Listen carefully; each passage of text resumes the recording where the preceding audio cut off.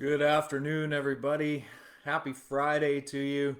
Welcome to the third episode of the Chainmovers podcast. I'm Chad. I'll be your host.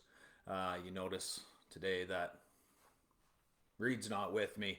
I'm flying solo today. I'm going to spread my wings, fly like an eagle. That's what it's all about. So, yeah, Reed's at work. Couldn't make her. I got the Wheatland game tonight, so such is life. You know, sometimes things get in the way. Can't always be here, but we persevered. We told you we were going to get you a Friday show, and here we are. Lots to get to today. I want to cover the Thursday night recap of what was actually one of the better games of the year. If you remember back to Wednesday, Reed said it was going to be a dandy, and I disagreed wholeheartedly, but lo and behold, beauty of a game. I want to cover off mine and Reed's bet. If you remember back to Wednesday's show as well, we have a three-game bet on the go. And the first game was actually the Thursday nighter, which I took Washington to win. I took them to win handily, but we weren't betting spreads or anything like that. So Chad won, Reed 0.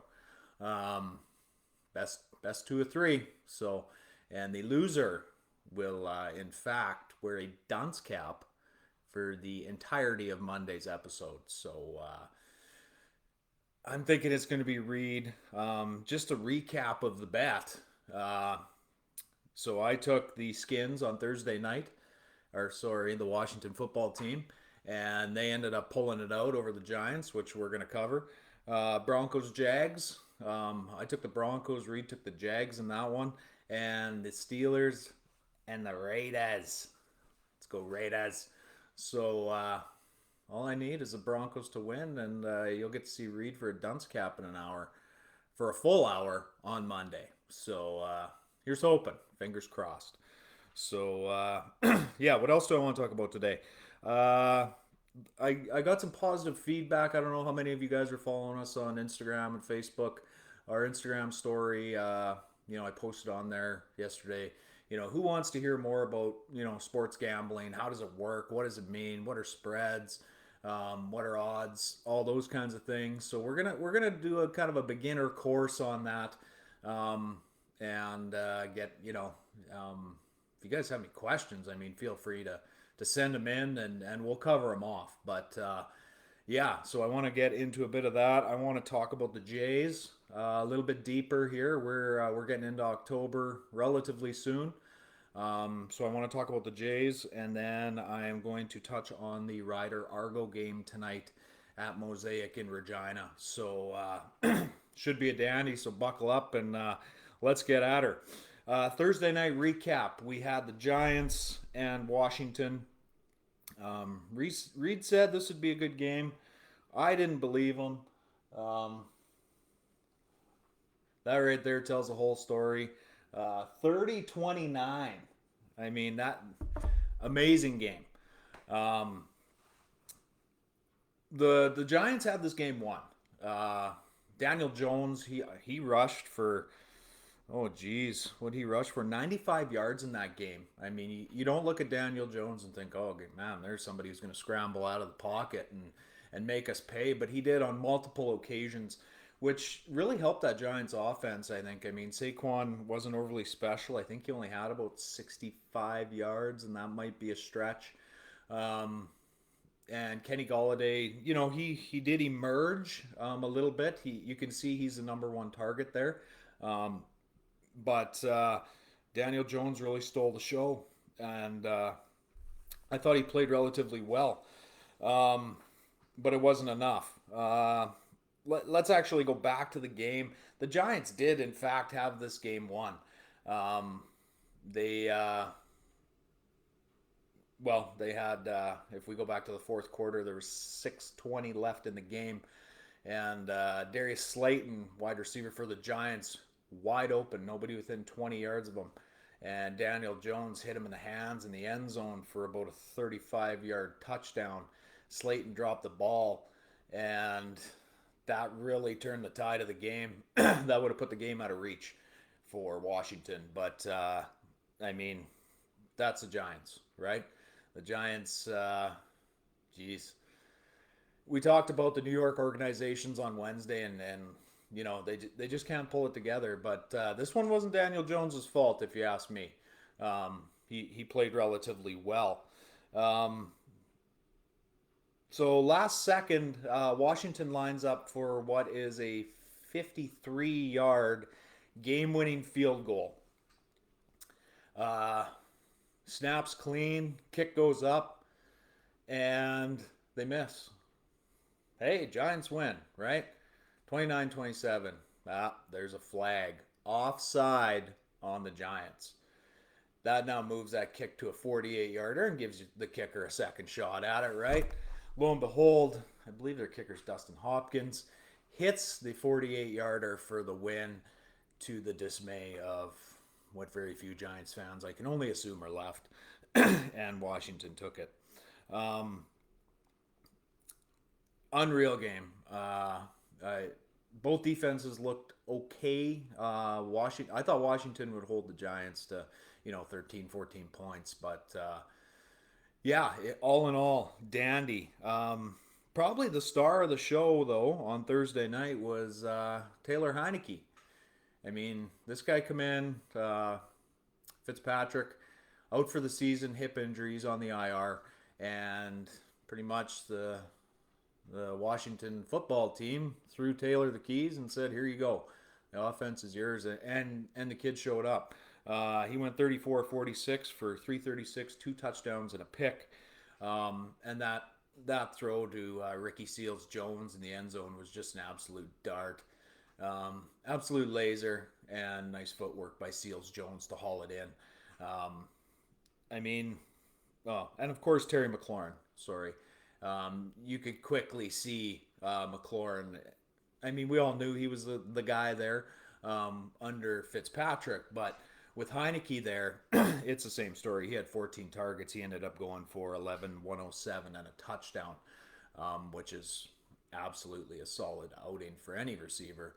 But, I mean, it was just a McLaurin fiesta once Heineke decided that's where he was going with the ball.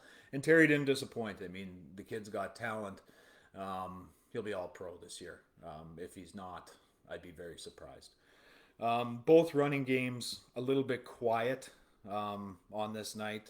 Antonio Gibson didn't do a lot out of the backfield, but granted, him and McKissick had nice receiving nights.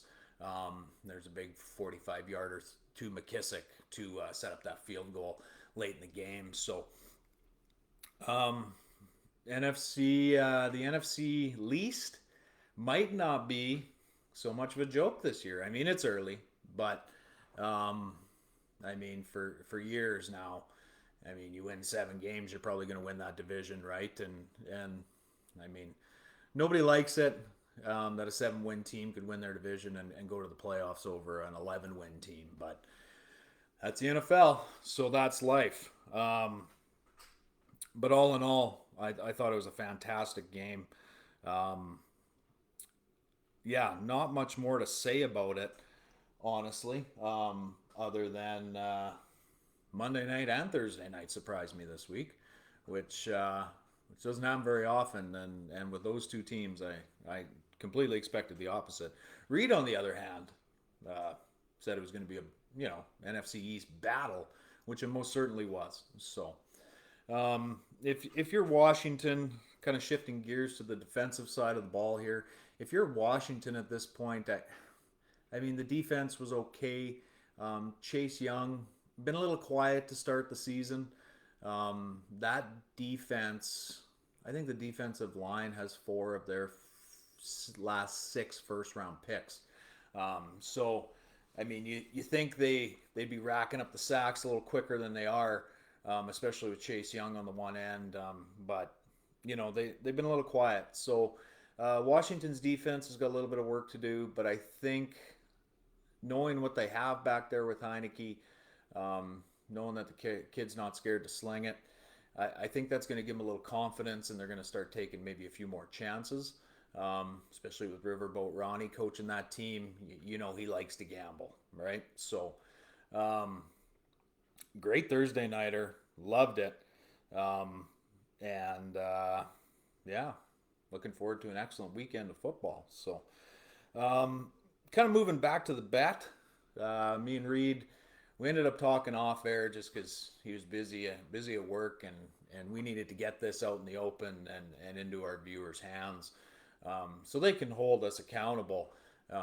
We don't want to just make a bet and forget about it and nothing ever comes of it. So I talked to Reed, and even after I took the 1-0 game by taking the Redskins on Thursday night, sorry, the Washington football team, um, he's sticking with his Jags and he's sticking with the Steelers. And the loser, like I said at the top of the show, will be forced to wear a very tall, comical dunce cap.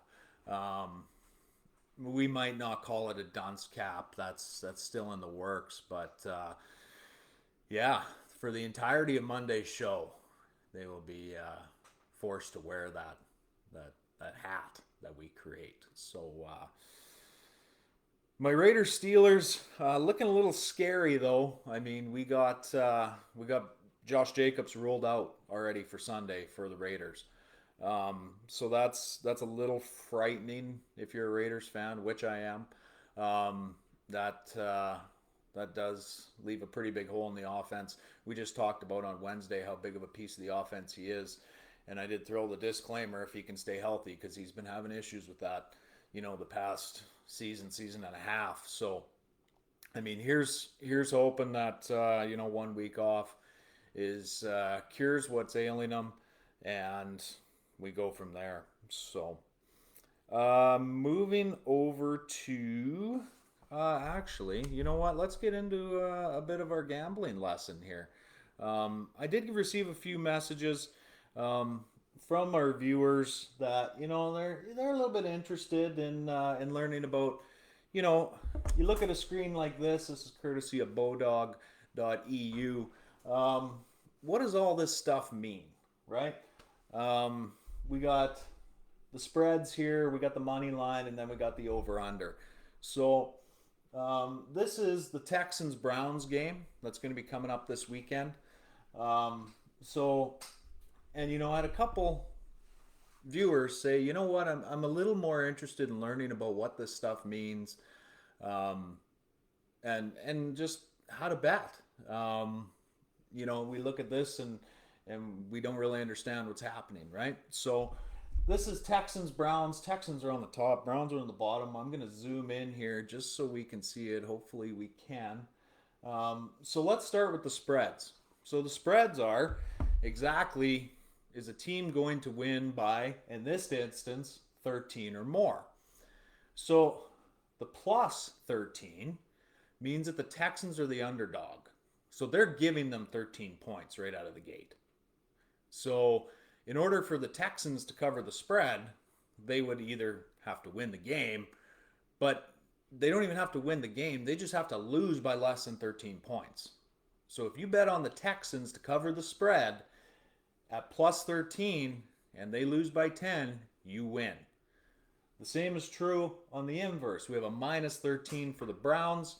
When you see that minus, that means they're a heavy favorite. So even if the Browns win this game and you bet the spread, let's say they win by a touchdown, you lose. They have to win by 13 or more points in order for you to win. Okay?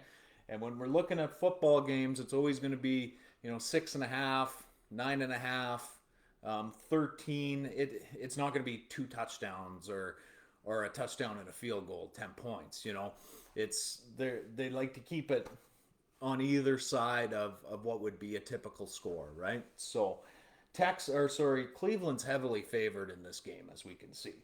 Now, if we move over to the money line, just bear with me here. So if we move over to the money line, we can see the same story here.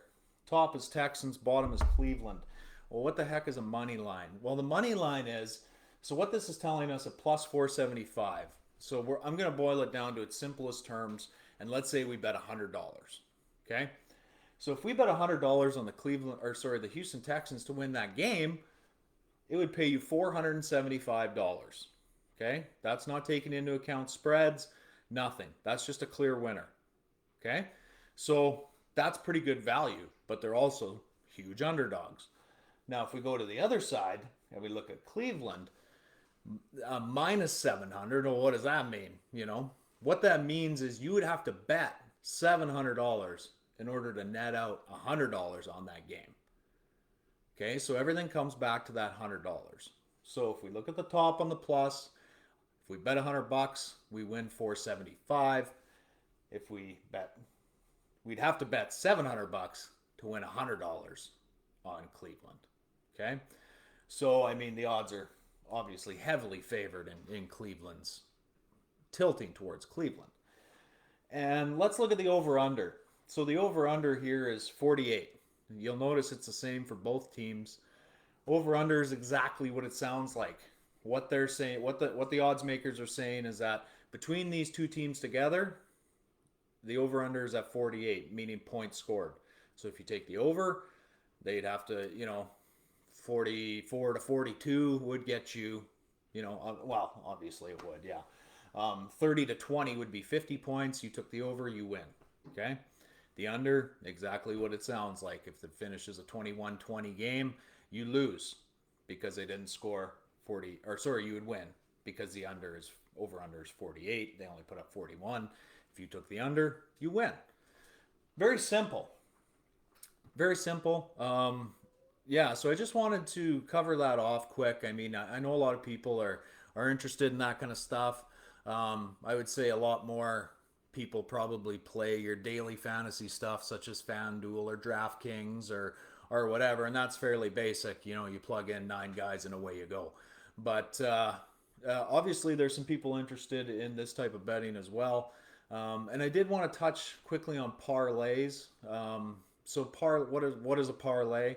So you can have anything from a 2-game parlay up to a 20-game parlay, meaning you need all 20 of those bets to hit in order to get paid. Obviously, the more games you bet, the more your winnings go up, right?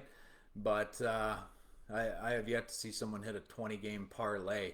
But I mean, there's all kinds of stuff out there, and I mean, I can't guarantee any winners. If I could, I wouldn't be sitting here. But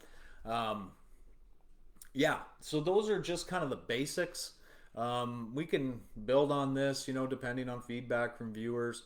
And I mean, before you do any gambling, make sure you have the money to do it. And it's not money you're going to miss. So be responsible, be smart, right? I mean, and obviously do your homework. Are they at home? Are they away? What's the weather going to look like? A lot of different things can impact the outcome of a game, as we all know. So I just wanted to go through that quick with you guys. Like I said, I had some interest and some messages coming from some viewers, and they were like, yeah, you know what? I'm kind of interested in learning more about that. So that's why I brought it up. But yeah, it was. I think you can make some money doing it if you do it right. So yeah. But regardless, I want to move over now to the Toronto Blue Jays. I don't know how much love the Jays are getting this season. I mean, they're finally back on Canadian soil, which is always nice. I mean, they're in Toronto, which doesn't help a lot of us here, but I digress. Regardless, the Jays have been red hot.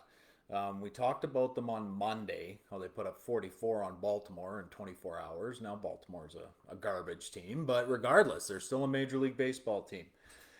The Toronto Blue Jays, like I said, I don't know how many of us are following them closely. Your Toronto Blue Jays are currently in the top spot for a wild card. The Yankees are only half a game back, and the Jays are actually second in the AL East, 8 games behind Tampa. So, I mean, this is a young team. They brought in George Springer from Houston. Geez, he might be the oldest guy on the roster. I don't know. But these Jays are exciting. AL MVP, the nominations come out today, and it's Shohei Ohtani or Vladdy Guerrero. Vladdy Guerrero, 45 dingers already this year. Um, I mean, he's a machine. The guy's a monster. And Shohei Ohtani pitching, hitting, 44 dingers. The guy's having a season like nothing we've ever seen. So, as much as I'm a Vladdy fan, I'm going to give my AL MVP vote to Ohtani. I mean, it's absurd what this guy's accomplishing, and it's crazy. But looking ahead in the Jays' schedule, they got a 3-game set. I believe they start tonight against the Twins, which they should pick up all 3 of those games. I don't think the Jays can catch the division here. They would need a lot of help from Tampa. But they got a 3-game set against the Twins. They have a 4-game set against Tampa, which is obviously huge. Then they have another 4-game set against Minnesota. And then they have a 3 or 4 game set against the Yankees to close their season out. Obviously, 3 of those 4 series are huge. But I mean, the more wins, the better. But I like their chances here for a playoff berth, and this team is getting red hot right at the right time. Being they're so young, will nerves take them out in the divisional series? I don't know. But it's going to be fun to watch. If you haven't been tuning into any Jays ball this year, and I'm guilty of it, I didn't expect much going into this season, but I guess I could say I'm jumping on the playoff train. I mean, I'm a Jays fan, but I didn't expect anything to come around. I mean, our last glory days of Donaldson and Encarnacion and Bautista and those guys. I mean, they had some pretty magical runs, but this team's young and they're looking good. And to be honest, I didn't have a lot of faith in Chandro and the Jays management, but it looks like they might have actually put together not only a good team, but a contending team. And if they can keep that going, well, I mean, geez, there's no telling what could happen with those guys, especially with playoff baseball. So do yourself a favor. You see a Jays game on, turn it on. It's exciting ball. They're playing well. And considering they're our only Canadian team, I guess we got something to be proud of again. So that's nice. That's exciting. Moving over to the CFL, I'm going to touch on the CFL here. Tonight's game, Riders Argos, both teams are 3-2. They are facing off at Mosaic Field in Regina. I don't know what the weather's like in Regina today, but it's pretty windy here. But I mean, that's 2 different ecosystems. We're quite a bit north of Regina, but I mean, the CFL is what the CFL is, right? I took a quick look at the standings today. The Riders are sitting in second in the West, and the Argos are actually first in the East with that 3-2 mark. It's a 9-team league, and 4 teams have a winning record, and I know lots of us are diehard Rider fans, and that's cool. I mean, we don't have much else to cheer for out here, right? And you're not going to hear a lot of CFL analysis on here, unfortunately. We don't watch a ton of it. I don't. I'm 99% sure Reed doesn't either. So, but I thought I would mention it for those of you with not a lot to do on a Friday night. Kick it on, watch your Riders. Hopefully beat Toronto. I know Toronto said the crowd noise is probably going to be the biggest issue down in Mosaic, and we'll see. I mean, with all the COVID restrictions and all this type of stuff, is that going to limit attendance? Is it, it's going to be interesting. I for one am probably going to tune in after I'm done at the Wheatland game tonight, and see what it's all about, and we'll go from there. But go Riders! I mean, Sass boy, you got to cheer for the Riders, right? So, um, yeah, that being said, um, so tonight I mentioned that Wheatland League game again. That is your Holy Rosary Raiders football versus the Lloydminster Comprehensive Barons. Due to the recently implemented COVID restrictions, they are limiting that game to uh, players' family, and students of the school. So, unfortunately, we're not going to be able to have a packed house there. Um, but at least we got some Friday night lights tonight, and those boys can get out there and play, right? I mean, that's what it's all about. And we already lost one season to COVID, and I mean, I think everybody felt for every grade 12 student athlete that lost their season. So let's hope the same thing doesn't happen here. But yeah, that is kind of the quick recap of what has happened since Wednesday. Um, the Thursday nighter was a dandy. The Jays are on fire. The bet has been solidified between me and Reed. We will have Reed back sooner than later. So yeah, we're just gonna have a quick episode today, a quick little half hour. We promised you guys we'd be back on Friday, and sure enough, here we are. So, but that being said, that's all I have to cover today. I might bring you some live footage from the Wheatland game, scoreboard maybe, and a couple plays. So check the page. I will be going live at the game, and yeah, go Raiders. So on that note, I wish all of you guys a happy Friday. Whatever you're doing, do it safe. And until next week, we're out.